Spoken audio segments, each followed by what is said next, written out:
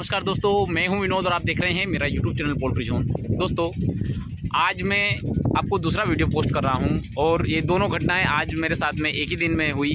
तो दोस्तों, जो दूसरी घटना वो ये हुई है कि ये जो डीओ जो है यहाँ से उड़ गया है। डीओ के पास से आप देख सकते हैं, ये आपको झूलता हुआ दिख रहा होगा हवा में, ये देखिए। तो दोस्तों, जिस किसी भी पोल्ट्री फार्मर भाई का अगर 2 फैन वाला अगर पोल्ट्री फार्म है, 2, 3 या 4 फैन वाला अगर पोल्ट्री फार्म है, तो वहाँ पे जो है वो सिंगल फेज़ की भी फार्मिंग कर सकते हैं। दोस्तों, अब मैं सिंगल फेज़ का जो फ़ायदा मैं आपको लाइव बताऊंगा।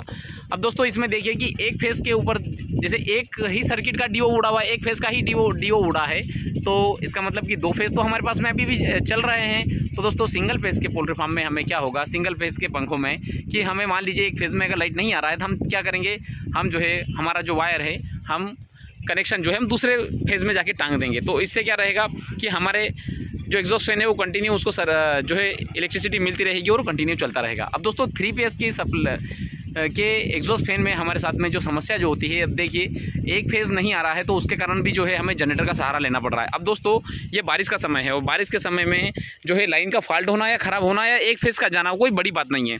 तो दोस्तों, इस कंडीशन में अब देखिए, जैसे मान लीजिए लाइट इसमें देखिए अब 2 फेज़ गए हुए हैं, 2 फेज़ चल रहे हैं, एक फेज़ गया हुआ है। देखिए रेड वाला जो फेज़ है वो गया हुआ है, वाई और बी वाले फेज़ दोनों चल रहे हैं। तो मेरे कहने का सिर्फ इतना सा तात्पर्य है कि अब बारिश के समय में जो समस्या कहाँ से है, हमारे ट्रांसफार्मर से है। मान लीजिए कि अगर ग्रिड से अगर समस्या हो तो हमें पता चल जाता है, हम ग्रिड वाले से कॉन्टेक्ट करके पता कर सकते हैं कि लाइट कब तक आएगी।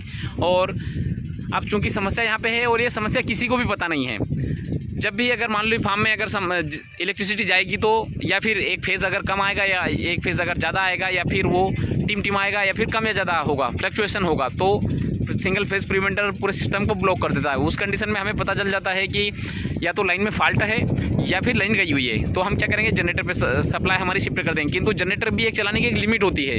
अब मान लीजिए जैसे शाम का समय है, जिस टाइम पे मैं वीडियो शूट कर रहा हूँ, इस टाइम पे करीब 6 बज चुके हैं। अब इस टाइम पे जो है लाइन मेंटेनेंस करने कोई नहीं आएगा। अब उस कंडीशन में मुझे जो है, अब वो लाइन मेंटेनेंस की बात कल सुबह 11 बजे 12 बजे पे चली गई। चूँकि लाइनमैन जो काम करते हैं उनको भी दूसरा काम भी रहता है। ऐसा नहीं कि हमारे यहाँ का यहीं का ट्रांसफार्मर ख़राब हुआ है, हर जगह पे जो बारिश में मेंटेनेंस का काम चलता है। तो कल 12 बजे के ऊपर बात चली गई। अब मान लीजिए करीब टोटल सुबह से 6 और करीब 12 से 15 घंटे तक हम जनरेटर चलाएंगे तो दोस्तों, स्वाभाविक सी बात है डीजल का खर्चा ज़्यादा हो जाएगा।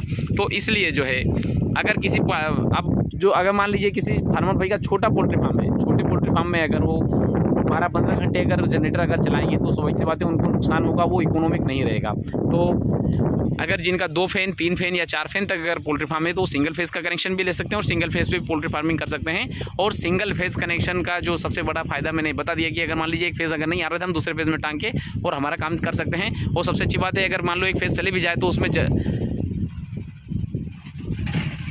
फैन के जो जलने के चांसेस भी कम रहते हैं। तो दोस्तों, ये मैंने आपको बता दिया सिंगल फेज़ के जो फ़ायदे हैं, वो मैंने आपको लाइव बता दिया है कि चूँकि मैं बोर्ड पे तो बता ही सकता हूँ, किंतु मैंने ऐसा आपको लाइव भी आपको बता दिया है। तो दोस्तों, इसी के साथ मैं वीडियो समाप्त करना चाहूँगा। धन्यवाद।